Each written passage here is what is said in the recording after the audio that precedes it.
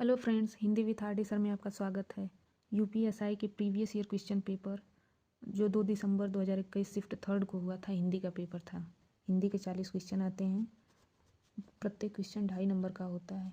इस हिसाब से 100 नंबर के क्वेश्चन केवल हिंदी के आते हैं।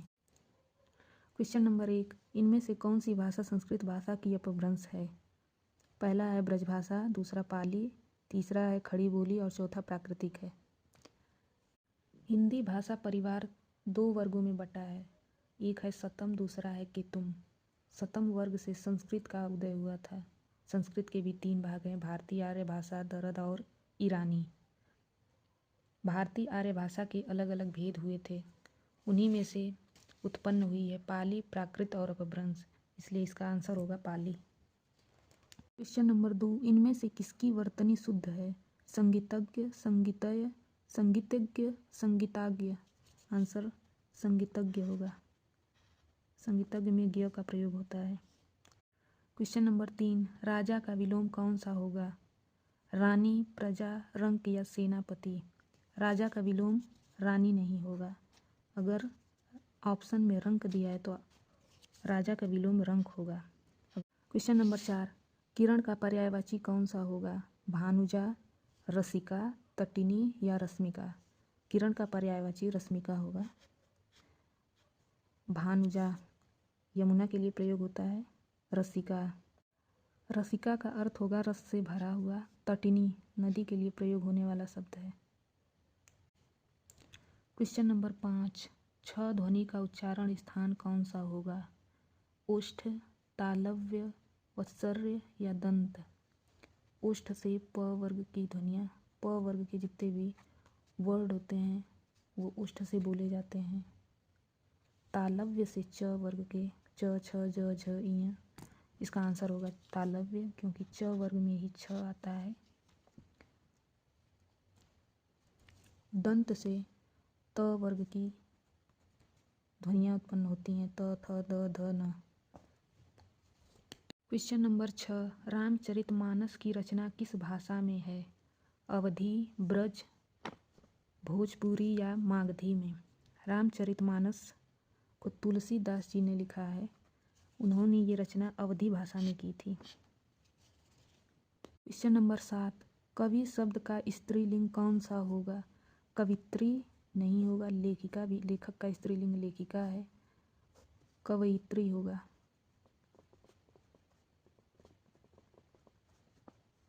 कवयित्री, कवित्री भी नहीं होगा।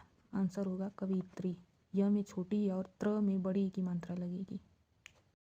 क्वेश्चन नंबर 8 है, अनाड़ी का तत्सम रूप कौन सा होगा? अनार्थ, अन्यत, अद्रलिका या अन्यत्र होगा।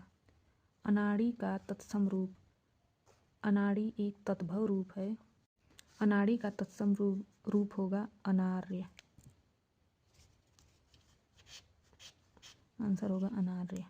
क्वेश्चन नंबर 9, व्यास का विलोम कौन सा होगा? संगीन, संश्लेषण, समास या संक्षेप। व्यास का विलोम होगा समास। आंसर सी है, समास। व्यास का विलोम समास। क्वेश्चन नंबर 10, यद्यपि शब्द में कौन सी संधि प्रयुक्त हुई है? यद्यपि में यड़ संधि का प्रयोग हुआ है। क्वेश्चन नंबर 11, सूर्योदय शब्द में कौन सी संधि प्रयुक्त है? दीर्घ संधि, वृद्धि संधि, गुण संधि या यड़ संधि। सूर्योदय में गुण संधि का प्रयोग हुआ है।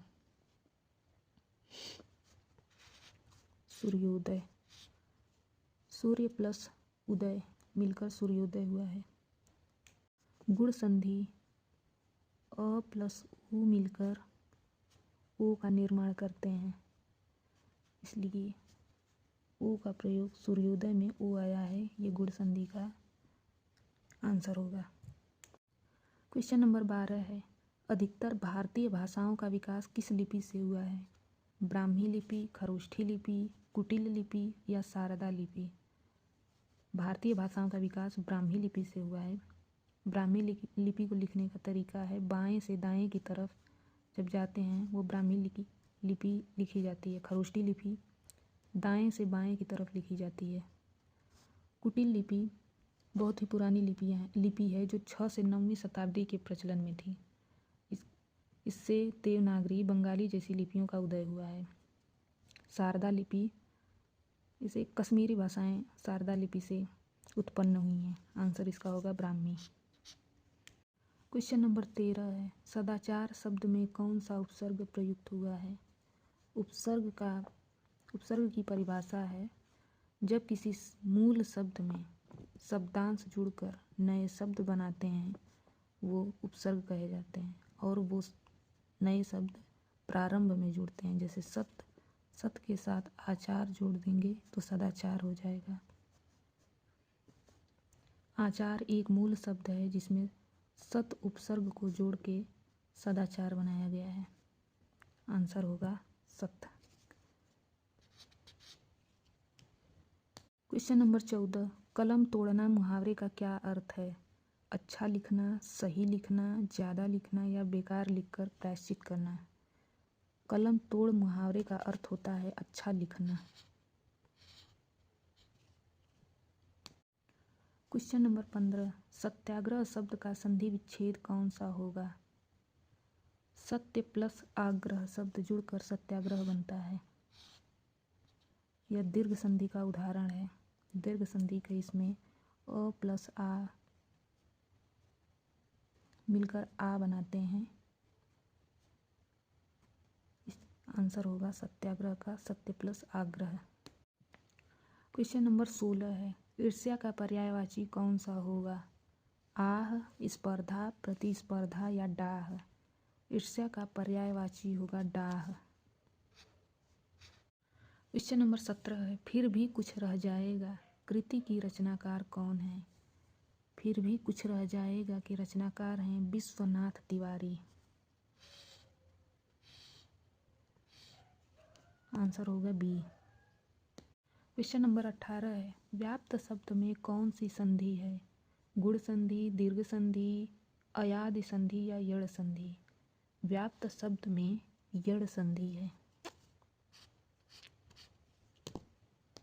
क्वेश्चन नंबर 19, राम रमापति कर धनु लेहु, यहाँ कौन सा अलंकार है? यमक, श्लेष, अनुप्रास या वक्रोक्ति। यहाँ पे अनुप्रास अलंकार है। जब एक ही वर्ण की आवृत्ति दो या दो से अधिक बार होती है वहाँ पे अनुप्रास अलंकार होता है। एक ही शब्द की आवृत्ति एक से अधिक बार जब हो और उसका अर्थ अलग अलग हो वहाँ पे यमक अलंकार होता है। आंसर होगा अनुप्रास अलंकार।